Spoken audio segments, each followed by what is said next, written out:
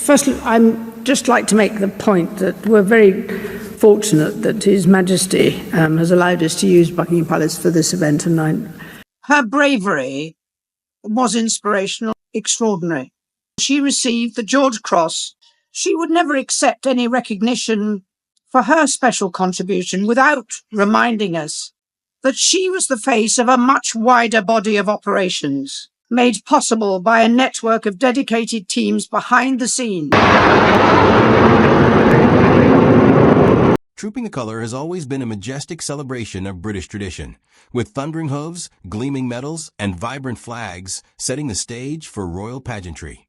But at the 2025 King's Birthday Parade, something truly historic occurred.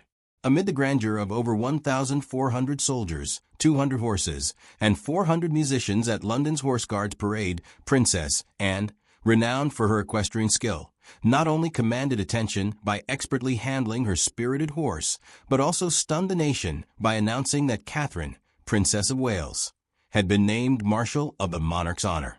This dramatic revelation, made during a solemn pause in the Coldstream Guards' 375th anniversary trooping of their colour, signaled a bold and unprecedented shift in royal roles, elevating Catherine's position within the monarchy and sparking whispers of both admiration and possible tension behind palace walls.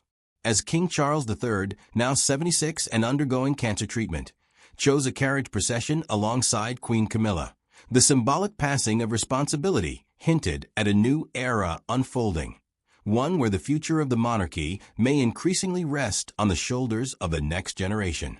The 2025 Trooping the Colour was more than a display of royal pageantry.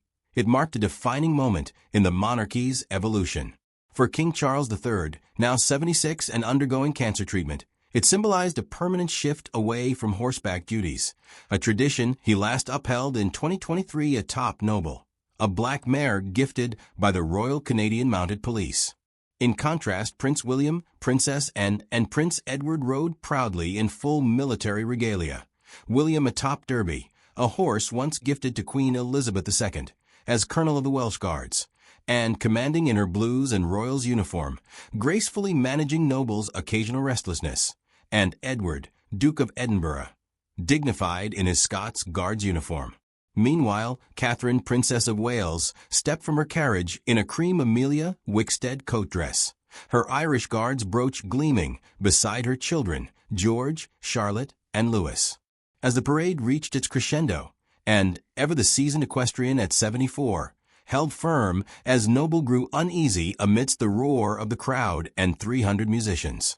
Then, during a solemn pause in the Coldstream Guards march, punctuated by a moment of silence led by King Charles for victims of a recent Air India crash, and rose in her stirrups, and in a clear, resolute voice announced a historic shift. Catherine was appointed Marshal of the Monarch's honor, a new title placing her as the ceremonial representative of the Crown to the Household Division. The crowd erupted in cheers as Catherine, momentarily stunned, stood beside the king, her children beaming with pride, and Prince Louis flashing a gappy grin. The role, believed to be Anne's idea, merges tradition with modernity, cementing Catherine's elevated status within the monarchy and reflecting her quiet strength after announcing her cancer remission in January 2025. While royal insiders praised the appointment as a strategic move to secure the monarchy's future, it also stirred palace tensions. Queen Camilla, reportedly not consulted, appeared sidelined in a secondary carriage as Catherine commanded the spotlight.